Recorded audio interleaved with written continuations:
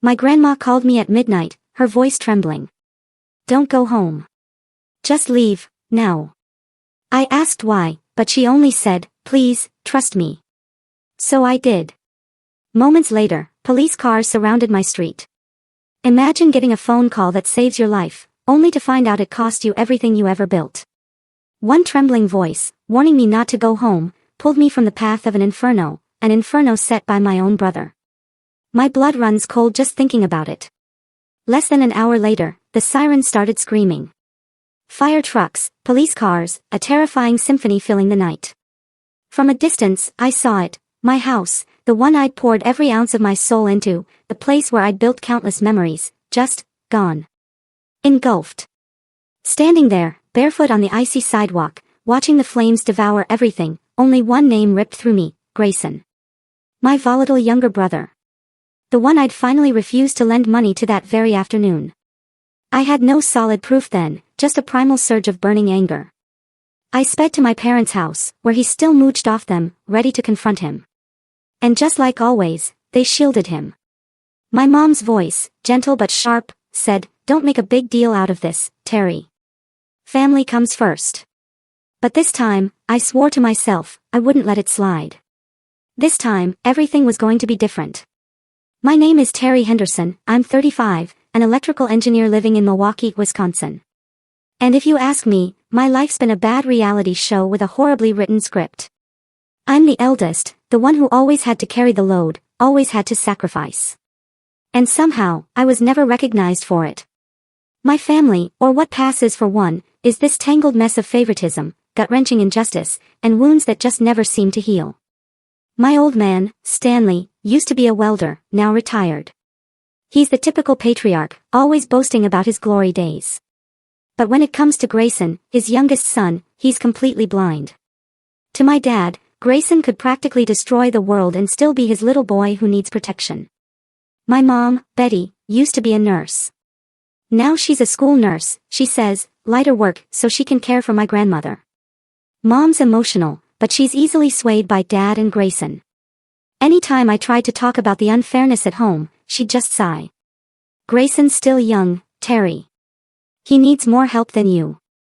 From childhood, he was spoiled rotten. I still remember Mom buying him brand new shoes while mine were tattered. Or Dad patting his shoulder for kicking a soccer ball while I worked part-time from age 16 to help the family keep afloat. Grayson was aggressive, selfish, and never grateful. Every single time he caused trouble, fights, debts, drunken outbursts, my parents found a way to blame anything but him. Circumstances. Society. Even me. Never him. The only person in my family who ever truly stood by me was my grandmother, Agnes. She's over 80 now, frail, and uses a wheelchair, but her mind? Sharp as a razor. She lives with my parents since my grandfather passed away. And though she never said it outright, I know she saw the injustice I'd endured. On summer afternoons when I was a kid, she'd pull me into her lap and tell stories about my grandfather, saying I resembled him. Hardworking, patient, always putting family first. You're my pride, she'd say, even though I rarely felt worthy of it. She was my lighthouse, the only light in my darkest days. My family lives in this typical middle-class Milwaukee neighborhood where everyone knows each other but mostly minds their own business. My house, just a few miles from my parents, was small, but it was the result of years of grinding hard work. I loved that house, not just because it was mine, but because it was where I could finally escape my family's shadow. It was where I could just be myself. But Grayson, fueled by jealousy and resentment, destroyed it all in one night. The tension between me and Grayson isn't new. It's like a smoldering fire that's been burning since we were kids. I remember having to give up my toys, better food, even praise I deserved. When I graduated college with an engineering degree, Dad just nodded and said, "Good, but don't get cocky." But when Grayson dropped out, they practically wrapped him in cotton wool. He'll find his own path, they'd say. His path, it turned out, was gambling, drinking, and then calling me to beg for money. I tried. God, I swear, I tried to be a good brother. I gave Grayson money countless times, knowing full well he'd just throw it away at casinos or bars. I hoped one day he'd change, grow up, see me as something more than an enemy or a cash machine. But every single time I helped, he just took it for granted, even sneering, big brother's always got cash, huh? I'm not rich. I just worked myself to the bone for a stable life. That afternoon, he showed up at my door, face flushed, eyes wild, demanding a few thousand for some new project. I knew his project. Gambling debts. The same cycle I'd foolishly funded before. I looked him dead in the eye and said, "No, Grayson. Not this time." His face darkened. His lips curled into a snarl. "You'll regret this, Terry," he growled, slamming the door and storming off. I was used to his temper, but there was something different in his eyes that day. Something cold, like a cornered animal. I never imagined his threat would become reality so quickly. That afternoon, the air was bitterly cold. The kind of late autumn Wisconsin chill that cuts right through a thin jacket. I had just gotten back from work, exhausted after a long shift inspecting electrical systems on a new construction site. My small house, at the end of a quiet street lined with vibrant red maple trees, was my sanctuary. But that day, that peace was shattered when Grayson showed up. He pounded on the door, hard enough to rattle the frame. I opened it to find him there, his hoodie disheveled, hair a mess, the faint, sickening smell of alcohol clinging to him. "Bro, lend me some cash." "I've got a project," he said, his tone casual, as if he were asking for the time. I sighed and started to close the door, but he jammed his hand against it, shoving it open. "Don't act high and mighty, Terry. I need money now." "What kind of project needs money every time?" I asked, trying to keep my voice steady. I'd heard this line a dozen times. New project. Big opportunity. But it always ended the same way, Grayson disappearing for weeks, only to return buried in debt. He smirked, stepping inside, completely uninvited, and plopped onto my sofa as if it were his own house. "You don't need to know. Just give me the money." I stood there, my fists clenched, fighting the anger bubbling inside me. The small room suddenly felt stifling. The mementos on my shelf, the photo of me and my grandfather fishing, the engineering degree I proudly hung up, they reminded me of everything I'd sacrificed to get here. And Grayson, my younger brother, who never appreciated anything, expected me to just keep handing him everything. "No, Grayson," I said firmly. "Not this time. How many times have I helped you? What do you do with the money? Gambling? Booze? Do you think I'm a bank?" His face darkened. He shot to his feet, pointing a finger in my face. "Who do you think you are, Terry? The great big brother? You've got a house, a job, and I've got nothing. You don't help me, don't blame me for what happens." His voice roared, echoing through my small home. I saw a neighbor across the street peek out, but I didn't care. I just stared into his eyes, searching for a trace of the brother I once loved. All I found was resentment. "Get out of my house," I said, my voice cold. Grayson growled, kicking the leg of the coffee table before storming out, the door slamming shut behind him. I stood there, my heart pounding, feeling like I'd just survived a battle. But I had no idea the real battle was still ahead. After Grayson left, I sank onto the sofa, my hands trembling. I wasn't afraid of him, but the way he looked at me sent a chill down my spine. I knew he was volatile. Knew he'd been in bar fights and arrested for causing trouble. But setting my house on fire. I never thought he'd go that far. I reached for my phone to call Mom, but stopped. What would she say? "Grayson's just struggling. Don't blame him." Dad would tell me, as the older brother, "You need to be forgiving." I'd heard those words my whole life, and each time they made me feel smaller in my own family. I decided not to call. Instead, I cracked open a beer and stared out the window. Night fell, the dim yellow streetlights illuminating the scattered maple leaves. I thought back to when we were kids, when Grayson and I used to play together. Once, I even gave him my brand new bike, even though I'd worked an extra month to buy it. He grinned then, calling me the best big brother. But that smile was long gone, replaced by jealousy, resentment, and unreasonable demands. My phone buzzed, snapping me out of my memories. It was Mom. I hesitated but answered. "Terry, what did you do to make Grayson so upset?" Her voice was full of reproach, as if I were the one causing trouble. "He called me. Said you didn't help him at all. You're his older brother. Why don't you care about him?" I took a deep breath, trying to stay calm. Mom, how many times have I helped him? Every time he promises to change, but what happens? He throws the money away on gambling, on alcohol. I can't keep doing this. She sighed. The same sigh I'd heard 100 times. Grayson's had a hard life, Terry. He's not like you. You have to help him. I wanted to scream. To tell her I'd had a hard life, too. That I'd sacrificed my youth to support the family. But I stayed silent.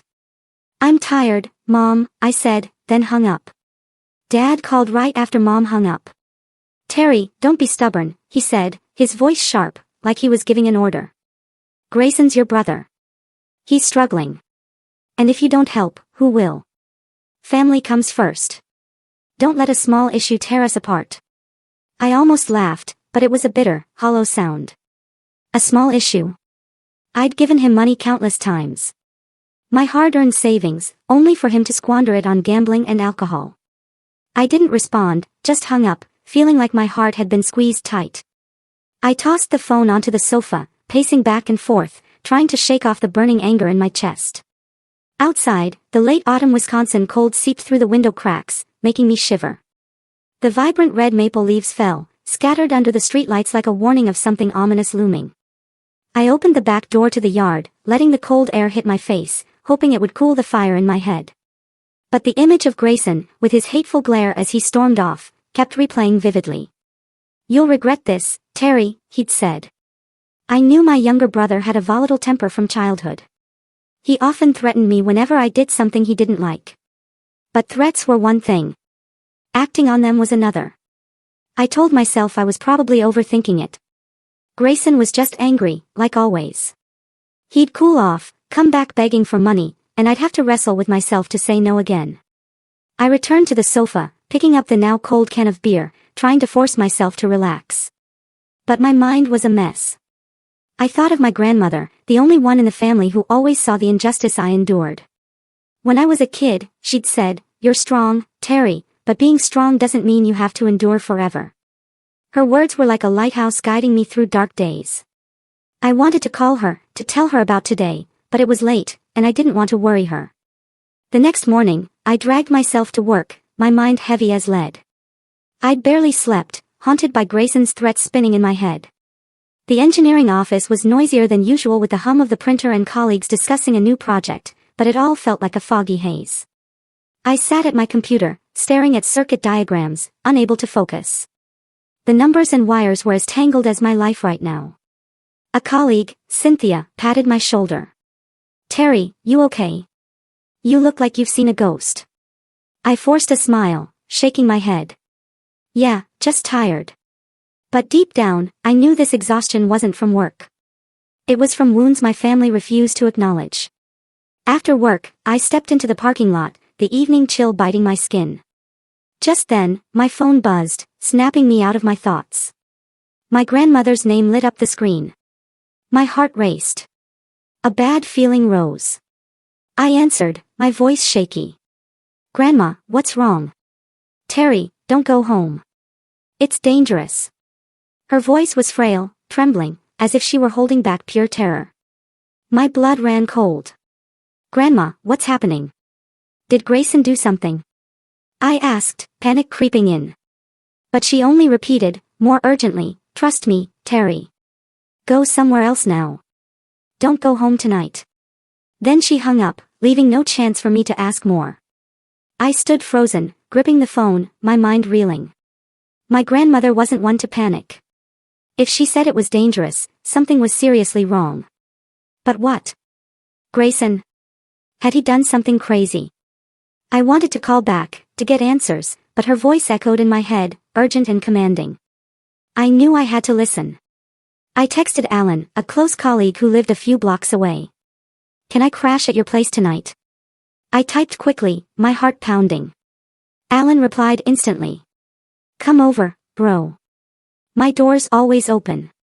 I grabbed nothing but my car keys and phone, jumped into the car, and drove off into the night. Milwaukee's quiet streets passed by outside the window. The dim streetlights cast an eerie glow, as if telling a story I didn't yet understand. I tried to stay calm, but the unease clung to me like a shadow. When I got to Alan's, he opened the door, his hair disheveled, eyes still sleepy. "What's got you wandering around at this hour?" he asked, his tone teasing but concerned. I shook my head. "Family stuff. I need a place to crash." Alan didn't press further, just patted my shoulder and led me into his small apartment. The faint smell of brewed coffee filled the air, and the cozy room had an old sofa in the corner. "Rest up. We'll figure it out tomorrow," he said, then headed back to his bedroom, leaving me alone in the living room. I lay on the sofa, but couldn't sleep. My grandmother's voice echoed like a prophecy. I glanced at the clock, nearly 1 a.m. I tried to imagine what could have scared her so much. Grayson. What could he do? Trash my house? Or was it just an empty threat, like always? I told myself I was probably blowing things out of proportion. Maybe Grandma was just overly worried. But deep down, I knew she wouldn't say something like that without a reason. I lay tossing and turning on Alan's old, creaky sofa. The faint aroma of drip coffee wafting from the kitchen wasn't enough to soothe my restless mind. The streetlight filtered through the curtains, casting hazy streaks of light across the ceiling, as if telling a story I couldn't yet fully grasp. My grandmother's trembling, urgent voice lingered in my head, making it impossible to shake the gnawing sense of unease. I closed my eyes, trying to force myself to sleep. But every time I did, I saw my house. The house I'd poured sweat and tears into buying. The one filled with countless memories. The photo of me with my grandfather. The chair I'd built with my own hands. The worn-out engineering book I'd read over and over. These small things were my entire world. The thought that Grayson might do something to destroy it made my heart clench. I told myself, no, he wouldn't dare. He's aggressive, but not insane. Or had I underestimated him? Then, like a knife slicing through the night, the piercing wail of fire trucks and police sirens shattered the silence. Sharp and relentless. The sound, like a terrifying symphony, jolted me upright, my heart pounding wildly. I rushed to the window, yanking the curtains aside. In the distance, red and blue lights flashed, illuminating the entire neighborhood. Black smoke billowed high, mingling with the fierce red glow of flames. A chilling dread shot down my spine as I realized it was my neighborhood. My house was on fire. I bolted out of Alan's house, barefoot on the icy sidewalk, running toward the blaze. The late autumn Milwaukee wind stung my face, but I felt nothing except fear and a rising tide of white-hot anger. When I arrived, I stood frozen, paralyzed. The flames devoured my house with ferocious hunger. Black smoke swirled like a monstrous beast. The acrid stench of gasoline assaulted my nose, burning my eyes. Firefighters shouted. Hoses sprayed torrents of water. But the fire refused to yield. The front door, where I'd stood greeting Grayson just that afternoon, was now nothing but a charred, warped frame buckling under the heat. Neighbors gathered, some recognizing me and whispering among themselves. "Terry, thank God you weren't inside," one said softly, their voice tinged with pity. Mrs. Carter, the elderly woman next door, gripped my hand tightly, her eyes red and teary. I heard a strange noise, then saw the smoke. I called 911 right away, but the fire spread so fast. I nodded, my throat too tight to speak. My grandmother's voice echoed in my mind, "Don't go home, Terry. It's too dangerous." But if I hadn't listened to her, if I'd been inside. I shuddered, unable to finish the thought. I stood there, my heart tearing apart, watching the savage flames roar, consuming the house. The world I'd poured my sweat and tears into building. The photo of me and my grandfather by Lake Michigan. The wooden chair I'd painstakingly crafted piece by piece. The dog-eared engineering book I'd read countless times. All of it was vanishing into the black smoke and crimson flames. Each crackle, each piece of debris falling, felt like a knife stabbing into my chest. But the deepest pain wasn't the loss of the house. It was the raw, brutal betrayal inflicted by my own flesh and blood. I knew Grayson did this. I didn't need proof to feel his hatred in every flicker of the flames, as if the fire itself was him. Ruthless. Unrelenting. The choking smell of gasoline mingled with his threat from earlier, "You'll regret this, Terry." It all formed a horrifying picture. A nightmare I couldn't wake from. A firefighter, his face smeared with soot, grabbed my shoulder and pulled me back. "Hey, it's too dangerous.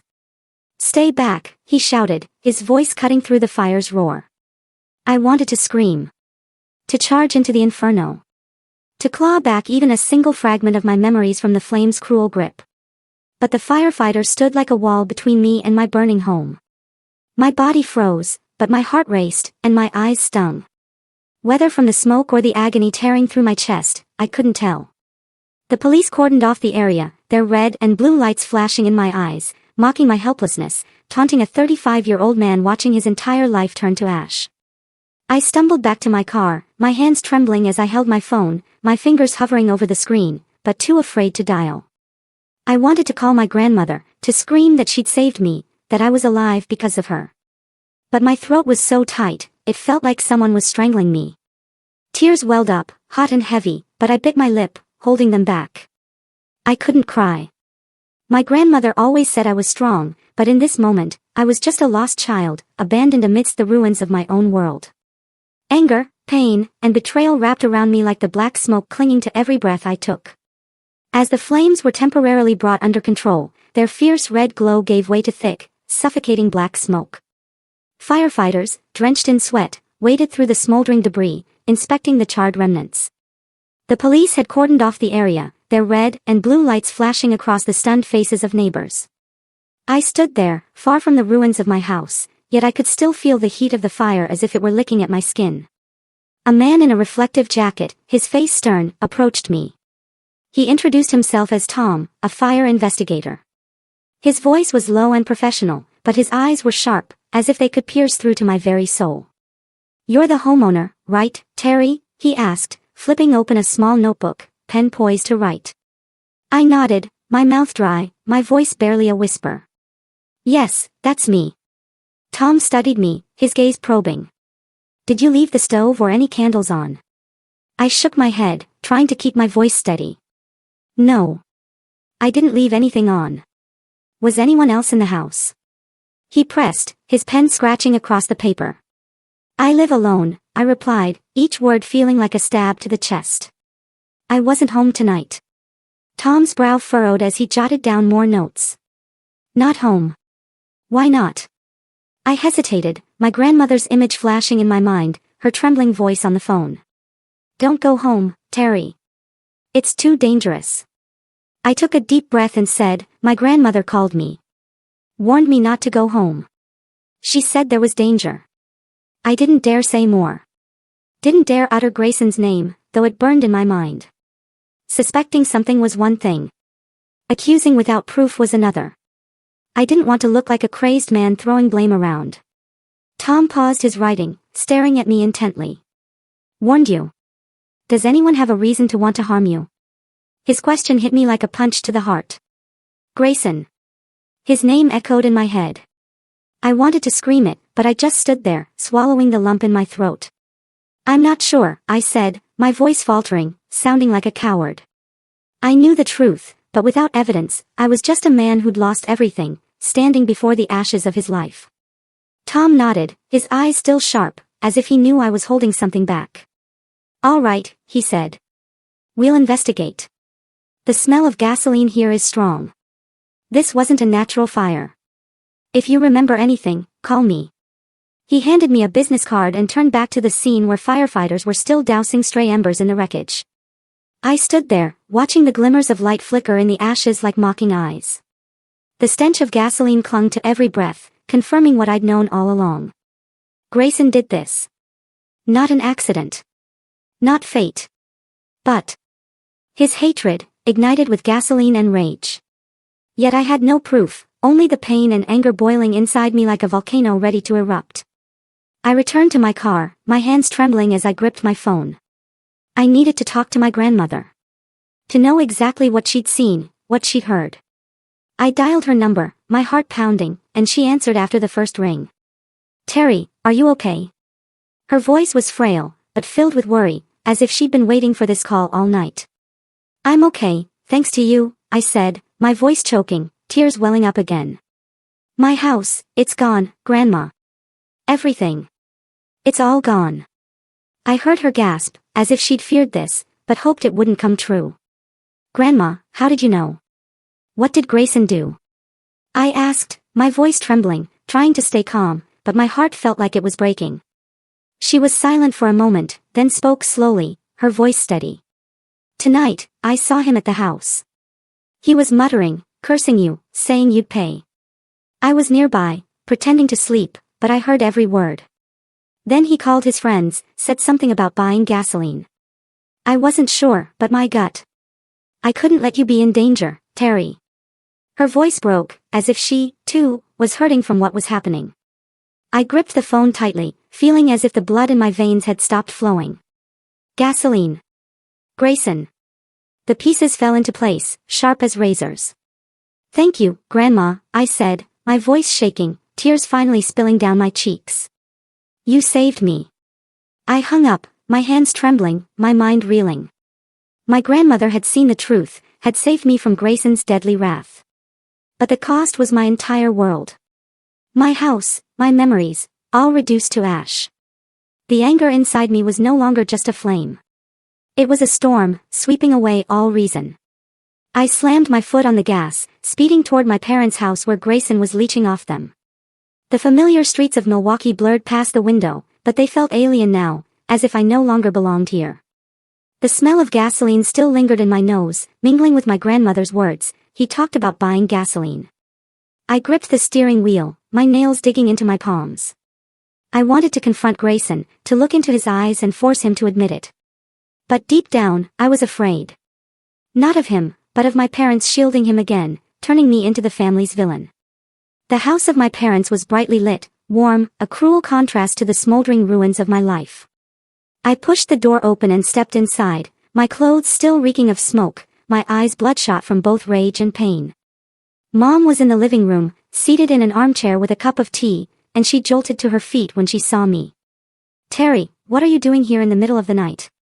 Her voice was frantic, her eyes scanning my disheveled appearance from my tousled hair to the smoke-stained jacket. Dad appeared from the hallway, his shirt wrinkled, his face stunned. What's going on, Terry? Why do you look like this? He stepped closer, his voice tense, as if he could sense a storm brewing. I didn't answer. Didn't stop. The fury guided me, and I stormed up the stairs, each step heavy with the weight of a lifetime of suppressed grievances. Grayson's room was at the end of the hallway, the room that used to be mine when I was a kid. I shoved the door open without knocking, and saw him sprawled on the bed, phone in hand. The screen's glow illuminated his nonchalant face. Did you pour gasoline and set my house on fire? I growled. My hands clenched so tightly my knuckles turned white. My voice was icy, reverberating in the small room, an accusation that couldn't be taken back. Grayson looked up, smirking, his eyes mocking, though I caught a fleeting glimmer of panic. Got any proof? Don't slander me, he said, his tone calm, but I knew he was acting. He knew. I knew. Mom rushed up the stairs, her face filled with alarm. Terry, why are you yelling? What's going on? She looked at me, then at Grayson, her eyes wavering as if she didn't want to believe something was wrong. Dad appeared right behind her, arms crossed, his face stern, as always, when I dared to challenge the family's harmony. What's going on? My house burned to the ground, Mom, my voice trembled with rage. Everything I built, everything I had, is nothing but ashes now. And this guy, I pointed at Grayson, my hand shaking, he did it. I know he did. Grayson shot up, tossing his phone onto the bed. You're crazy, Terry. You've got no proof, and you're blaming me. He stepped forward, face to face with me. His eyes bloodshot, like a cornered animal. You always think you're better than me, don't you? The perfect older brother. But what do you have? A house. Well, it's gone now. He sneered, his voice dripping with sarcasm, but I saw his hands tremble. He was scared. Mom stepped in, positioning herself between us, her hands gripping Grayson's shoulders as if he were a child needing protection. Terry, calm down. You can't just accuse your brother like that. If the house burned, file an insurance claim. Don't make a big deal out of this. Our family's been through enough. Her voice faltered, as if she were trying to convince herself that everything could still be salvaged. Insurance? I almost laughed, but it was a bitter, anguished laugh. Mom, I lost everything. Not just the house, but my entire life. Did you even ask if I'm okay? Do you even care? Or are you just worried about protecting your precious son, like always? I pointed at Grayson, my voice breaking, no longer under control. He burned my house, Mom.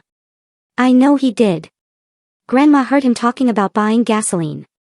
Dad stepped forward, his voice harsh, commanding, "That's enough, Terry. Stop causing trouble. Grayson is your brother.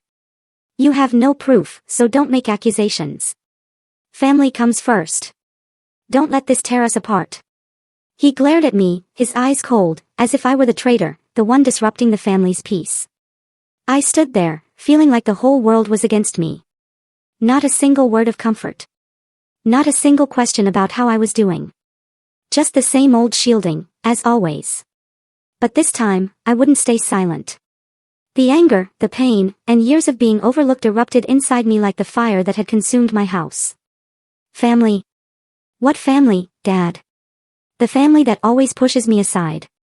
The family that covers for a brother who burned down his own sibling's house. I've sacrificed everything for this family, but no one ever noticed. No one ever cared. I shouted, my voice breaking with pain. Grayson smirked, stepping closer. What do you know about sacrifice? All you do is show off, Terry. You had a house, a job, while I had nothing. You didn't help me, and this is the consequence you have to face. His words were like an unspoken confession. And I saw Mom flinch, her eyes wavering. But she still held him tightly, as if letting go would reveal the truth. The consequence I have to face. I repeated, my voice dropping low, sharp as a blade. You burned my house, Grayson. You poured gasoline, lit the match, and watched it burn. You think I don't know? Grandma heard you talking about the gasoline, about making me pay. I stepped closer, just a few feet from him, my eyes locked on his. I wanted him to admit it. To face the truth. Grayson stepped back, his eyes flickering with panic, but he quickly regained his mocking demeanor. You're insane, Terry. You've got no proof at all. Just a loser standing here screaming. But his voice trembled, and I knew I was getting to him. Mom burst into tears, her hands covering her face. Terry, Grayson, stop it. Why are you two doing this? We're family. She looked at me, then at Grayson, her eyes pleading. But I couldn't stop. Not now. Dad stepped forward, placing a hand on Mom's shoulder. His gaze still cold and fixed on me. Terry, go home. Don't make this worse. We'll deal with it later. But I knew his deal with it meant burying the truth, as always. I shook my head, tears finally spilling. Not from weakness, but from a pain too immense to contain. No, Dad. This time, I won't let it go. I turned and walked out of the room, Mom's voice calling after me. But I didn't look back. The anger inside me was no longer just a storm. It was a volcano ready to erupt. Each step I took was heavy, dragging the weight of a lifetime of being overlooked, betrayed. I couldn't stay in that house for another second. A place where the truth was buried under the guise of family. But I didn't leave right away. I walked down the familiar hallway, past the family photos hanging on the wall, their fake smiles hiding years of injustice. Grandma's door was slightly ajar, a soft yellow light spilling out from within. I knocked gently, my voice a whisper. Grandma, it's me. Come in, Terry. Grandma's voice was frail but warm, like a lighthouse guiding me through the darkness. I pushed the door open and saw her sitting in her wheelchair, her eyes lighting up when she saw me. The small room still carried the familiar scent of old wood and the lavender she loved, with a single bed, the quilt she'd knitted, and the family photos on the table, all still there. I closed the door and sat on the wooden chair beside her bed, the same chair where I used to listen to her stories about Grandpa, about the tough times they'd overcome. But tonight, I wasn't that little boy anymore. I was a broken man, seeking solace from her amidst the storm. I heard everything, she said, her voice trembling, her frail hands grasping mine. You did the right thing, Terry. Don't let them weaken you. Grayson, he's gone too far. Her eyes gleamed with a deep pain, as if she were suffering alongside me. I bowed my head, tears welling up again, but I didn't want her to see me weak. Grandma, I've lost everything, I whispered, my voice breaking. My house, my memories, all of it, because of him. And Mom and Dad, they're still protecting him, like always. I squeezed her hand, feeling the faint warmth from her trembling fingers. I'm so tired, Grandma. I don't know what to do anymore. My words were a confession, laying bare the wounds I'd hidden for years. Grandma patted my hand gently, her gaze steady, as if passing her strength to me. You're not alone, Terry, she said, her voice slow but firm. Your grandpa, if he were still here, would be so proud of you. You've always been strong. Always sacrificed. But this time, you have to fight. Not for the house, but for yourself. She reached into the small drawer beside her, pulling out an old, worn-edged photo. It was of me as a child, standing between her and Grandpa, beaming by Lake Michigan, the summer sun illuminating my carefree face. We're always with you, she said, placing the photo in my hand. Don't let Grayson take away who you are. I held the photo, my fingers tracing Grandpa's face, the man she always said I resembled. Hard-working, patient, but never one to bow to injustice. Tears fell, soaking into the photo. But this time, I didn't hold them back. I'll do it, Grandma, I said, my voice trembling, but resolute.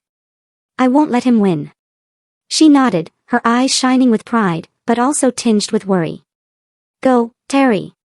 Find your justice. But be careful. I stood, hugging her tightly, feeling her frail warmth as a final source of strength before stepping into the battle. I left the room, the photo in my pocket like a talisman. As I walked out of my parents' house, I didn't look back, though Mom's faint, desperate voice echoed from a distance. The anger still burned within me, but now it was laced with a cold determination. I thought of the years of being compared, overlooked, forced to yield to Grayson just because he was the baby. Flashing back to childhood, I saw myself again. A boy always trying to please my parents, striving to be the perfect older brother. I remembered giving Grayson the new bike I'd worked an extra month to buy, just to see him grin and call me the best big brother. But that smile never lasted.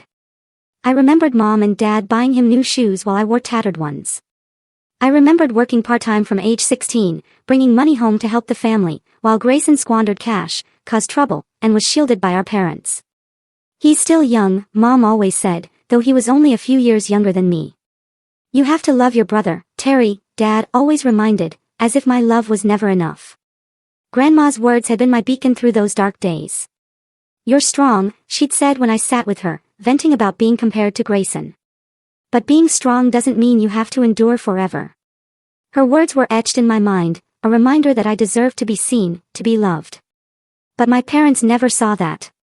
To them, Grayson was always the child to protect, while I was the one who had to sacrifice, to carry the burden. Now, the burned-down house was the final straw. It wasn't just a house. It was a symbol of the years I'd poured sweat and tears into building, proving I could stand tall despite my family's lack of support. Grayson had torched it, and with it, my last shred of faith in the so-called family. But I wouldn't crumble. Grandma's words, the photo in my pocket, and years of enduring in silence, now fueled a new fire, a fire of determination to reclaim justice. I drove back to Alan's place, my heart heavy, but my mind clearer than ever. It was late, but Milwaukee was still awake, the dim streetlights casting a yellowish glow on the empty streets. I parked in front of Alan's small apartment and knocked. He opened the door, looking at me with empathy. You okay, Terry? He asked, concern in his voice as he took in my state, smoke-stained clothes, bloodshot eyes, and a face etched with pain. Not okay, I replied, my voice hoarse. Then recounted the fire, the confrontation with Grayson and my parents, and Grandma's words. Alan listened without interrupting, nodding, then clapped my shoulder. I know you're hurting, bro, but you need proof. If Grayson did this, you can't let emotions drag you down. I know someone who can help. I frowned, looking at him. Who? Victor Ramirez, Alan said confidently. A private investigator well known in Milwaukee. He helped a friend of mine find evidence in a theft case. If anyone can dig up dirt on Grayson, it's Ramirez. Alan scrolled through his phone, pulled up a number, and handed it to me. Call him. But you need to stay calm. Don't let anger make you lose control. I nodded, taking the number, feeling a flicker of light in the darkness. Thanks, Alan, I said, my voice trembling. I don't know what I'd do without you. Alan gave a small smile, clapping my shoulder again. You're my brother, Terry. I'm always here. That night, I lay on Alan's sofa, staring at the ceiling. The photo of Grandma and Grandpa still in my pocket, a reminder that I wasn't alone. But sleep didn't come. The image of my burning house kept replaying. Each flame a mocking taunt. I thought of Grayson, of the fleeting panic in his eyes during our confrontation. He knew I knew, but he also knew I had no proof. And my parents, they chose him, as always. The next day, I took time off work to deal with everything. I couldn't sit in front of a computer screen, pretending to focus on circuit diagrams when my entire world had turned to ash. I drove past my burned-down house, my heart wrenching at the sight of the charred remains of the keepsakes I'd cherished for years. Scattered fragments of blackened debris lay strewn about like pieces of a shattered life. A scorched piece of wood lay alone on the ground. I stopped the car, stepped out, and picked it up, my fingers tracing its rough surface. The pain stabbed deep into my chest like a knife. This wasn't just a house. It was proof of the years I'd poured sweat and tears into, a place where I found peace amidst the family storms. Now it was nothing but blackened memories. I stood there in the late autumn Milwaukee chill, the wind stirring the ashes like restless ghosts. I clenched my jaw, holding back tears. I slipped the piece of wood into my pocket, a silent vow that I would reclaim justice. Not just for the house, but for everything I'd lost. My phone buzzed, snapping me out of my thoughts. It was a text from Cynthia, a close colleague at work. "Terry, heard about your house. You okay? Let me know if you need anything." I gave a bitter smile, touched by her concern, but realizing that the kindness of friends now meant more than any words from my family. I replied briefly, "Thanks. I'm okay. We'll reach out if I need to." But I knew I wasn't okay. I was just trying to stay upright, to keep the anger and pain from swallowing me whole. I drove to the office of Angela Whitmore, a well-known lawyer in the area. Her office was in a small building on Wisconsin Avenue, with a modest sign bearing her name. When I walked in, Angela, a middle-aged woman with neatly tied silver hair, greeted me with a firm handshake. "I'm Terry," I said, my voice trying to mask my tension. "Terry, Alan told me about your situation," she said, her voice warm but direct. "Sit down. Tell me everything." I sat across from her, recounting it all. The argument with Grayson, Grandma's warning, the fire, and the confrontation that night. I told her about the smell of gasoline, Grayson's fleeting panic, and how my parents shielded him. Angela listened, occasionally jotting notes, her eyes sharp but empathetic. When I finished, she nodded, setting down her pen. "Terry, based on what you've said, this fire wasn't an accident. The smell of gasoline is a clear sign of arson. The police will investigate, but I have to warn you. Sometimes they do a half-hearted job, especially without external pressure." I frowned, my heart pounding. "Half-hearted? What do you mean?" She sighed, her gaze serious. "The police have too many cases, and unless there's clear evidence or public pressure, they might label this an accident and close it quickly. If you want justice, you need to gather more evidence, security footage, witnesses, anything that places Grayson at the scene. With enough, you can push the police to act or even take this to court." Her words were like a splash of cold water, but also a glimmer of hope. I nodded, my voice firm. "I understand. I'll find evidence." Angela gave a faint smile and handed me her business card. "If you need legal advice, call me. But be careful. If your brother is as dangerous as you say, you need to stay safe." I left her office, feeling both empowered and weighed down. Angela had given me direction, but it also reminded me that the road ahead wouldn't be easy. I needed evidence, and I needed someone to help me find it. That's when I thought of Victor Ramirez, the private investigator Alan had mentioned. Sitting in my car, I took out my phone, took a deep breath, and dialed Victor Ramirez's number. My heart pounded as the phone rang. We spoke briefly, and Victor agreed to meet me at a coffee shop on Lincoln Avenue the next morning. I arrived at the cafe. I sat in a corner, turning my coffee cup in my hands, eyes fixed on the door. Victor Ramirez walked in right on time, a tall, lean man in his middle years, wearing a worn leather jacket and a baseball cap. His eyes were sharp, as if he could see through every secret. "Terry?" he asked, his voice low but friendly. "Yeah, that's me," I replied, standing to shake his hand. His grip was firm, like someone used to handling tough cases. We sat down, and I told him everything. The argument with Grayson, Grandma's warning, the fire, and the confrontation that night. Victor listened, nodding occasionally, jotting a few notes in a small notebook. Gasoline. Threats. And your grandma is a witness, he said calmly. That's a good start, but not enough to press charges. We need evidence. I nodded, though I knew it wouldn't be easy. Can you do it? I asked, my voice slightly trembling. Victor gave a faint smile, his eyes confident. I've handled tougher cases than this, but you'll need patience. Thank you, I said, my voice hoarse. I just want the truth. Victor nodded and handed me his business card. I'll start right away. Give me a few days to check security cameras and talk to neighbors. I'll be in touch. I left the cafe feeling as if a weight had been lifted from my shoulders, though the pain remained like an unhealed wound. I drove to a small apartment complex near my workplace where I just rented a temporary unit.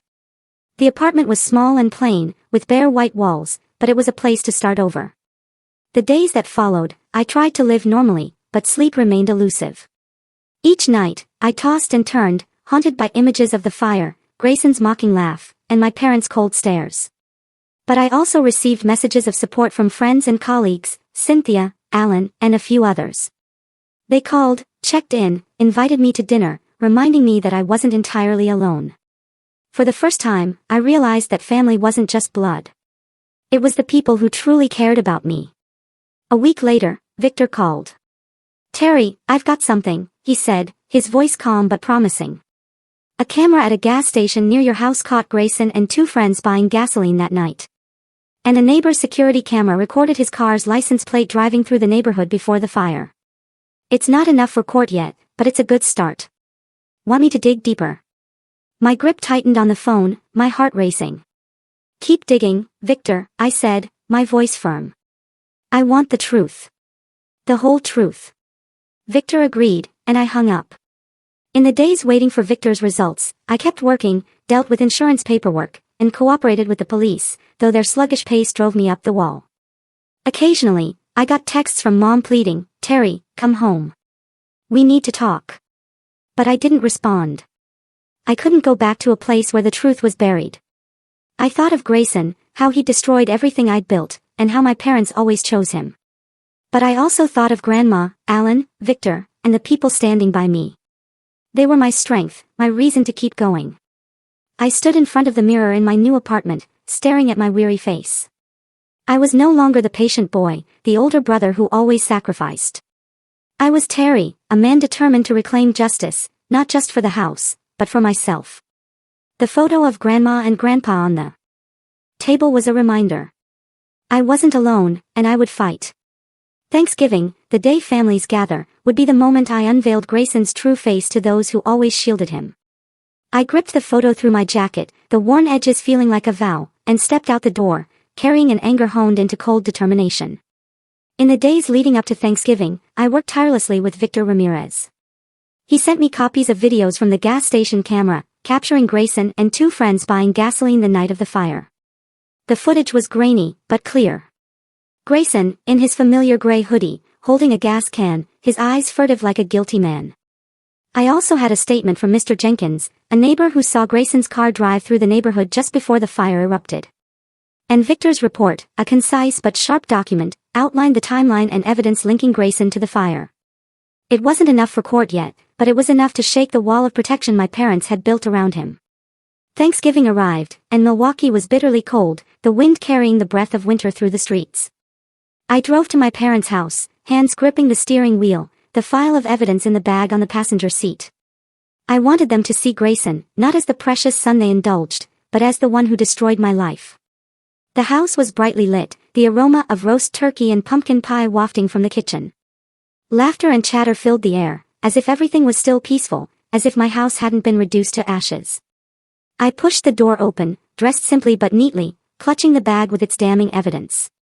Mom was setting the table, her face lighting up when she saw me, but it quickly shifted to worry when she noticed my stern expression. Terry, you're here, she said, trying to sound cheerful, but her eyes wavered. Come in. The food's almost ready. Dad sat at the head of the table carving the turkey, and looked up at me. You're right on time, he said, his voice calm, but his eyes wary, as if sensing a storm approaching.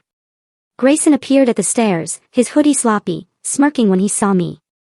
"Oh, the great big brother's here," he said, his voice dripping with sarcasm. "Come to ruin Thanksgiving." Grandma, sitting in her wheelchair at the corner of the table, looked at me with a steady gaze, as if she knew why I was there. I took a deep breath, set the bag on a chair, and stood tall. "I'm not here to eat," I said, my voice low but firm, resonating in the suddenly silent room. All eyes turned to me, the air heavy with the tension of an impending storm. "I'm here to talk about what happened.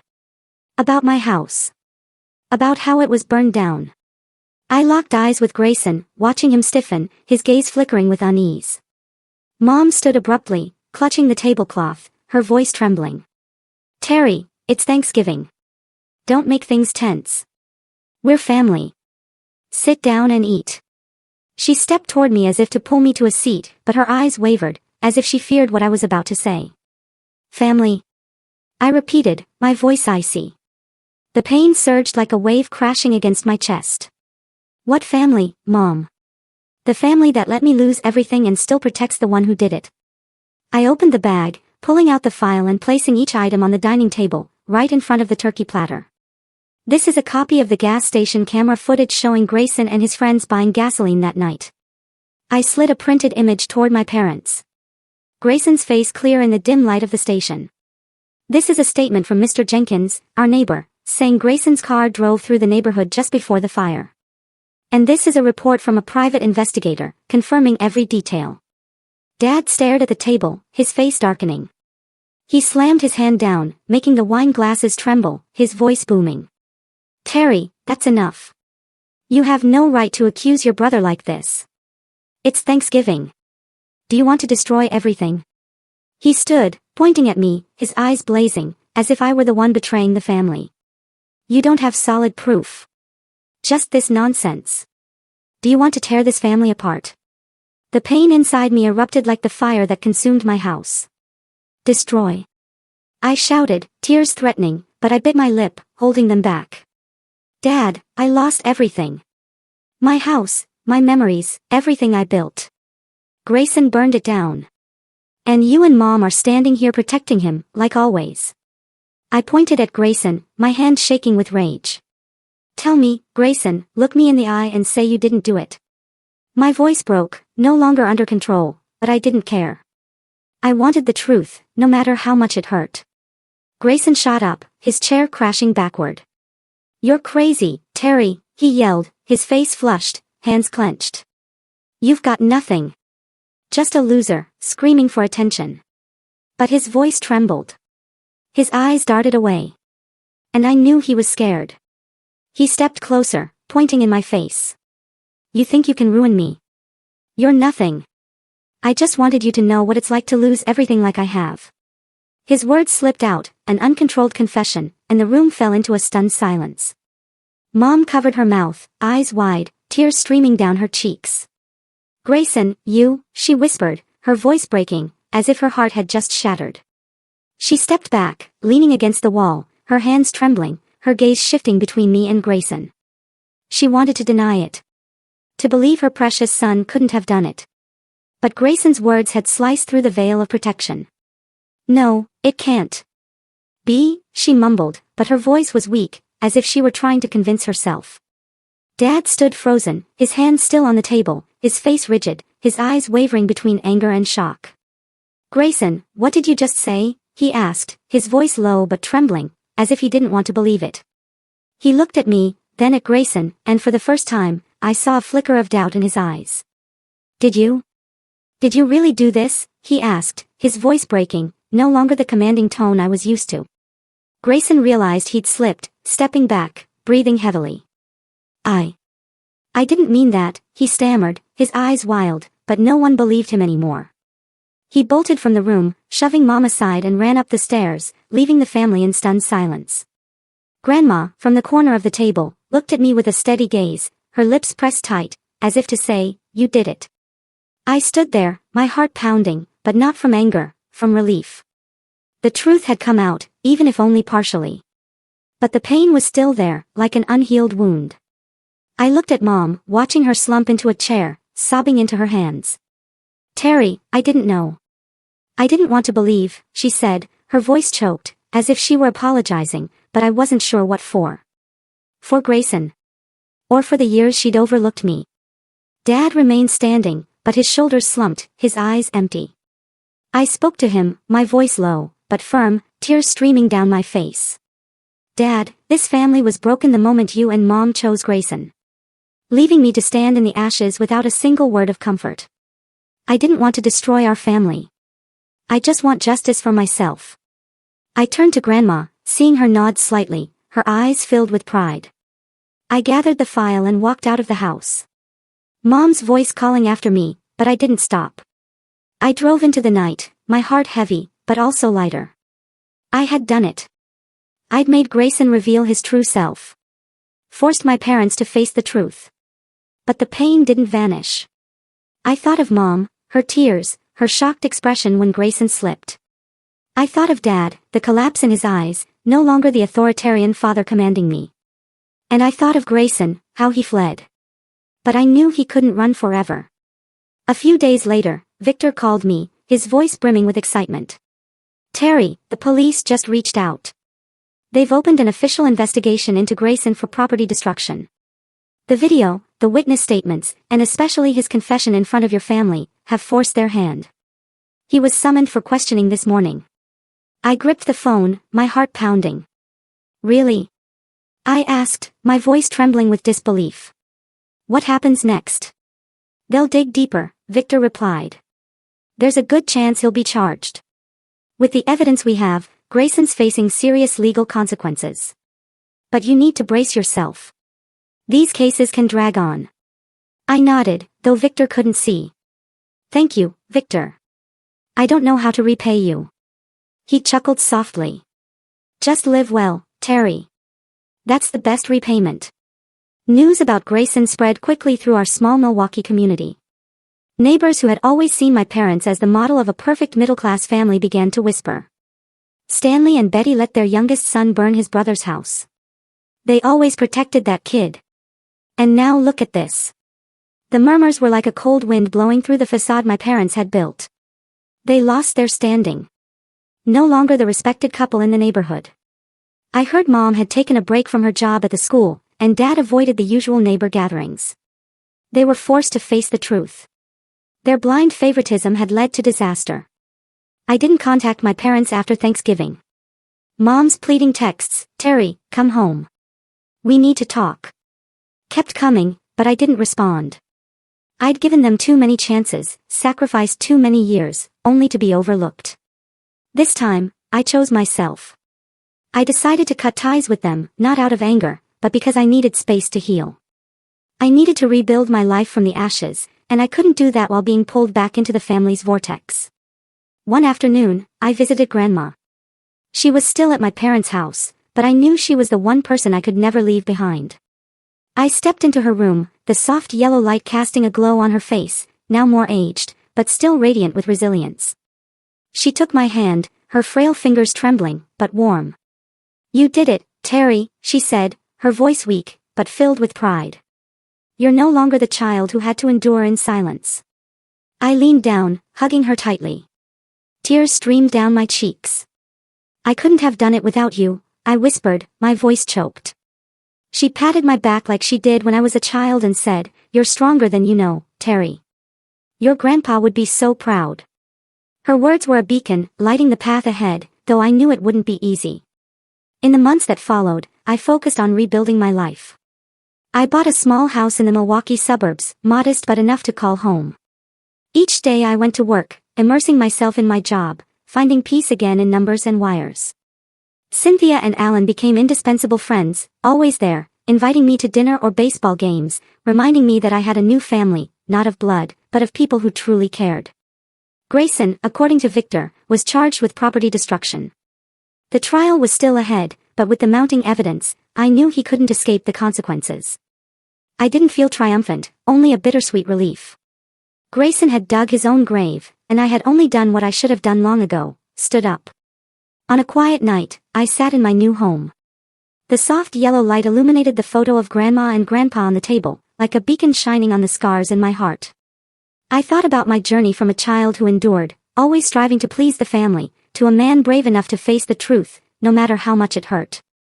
Grandma's words echoed like a clear message. Sometimes the danger doesn't come from the world out there, but from those we love most, those we call family. But justice and dignity belong only to those who dare to stand up to fight, even if it costs them their entire world.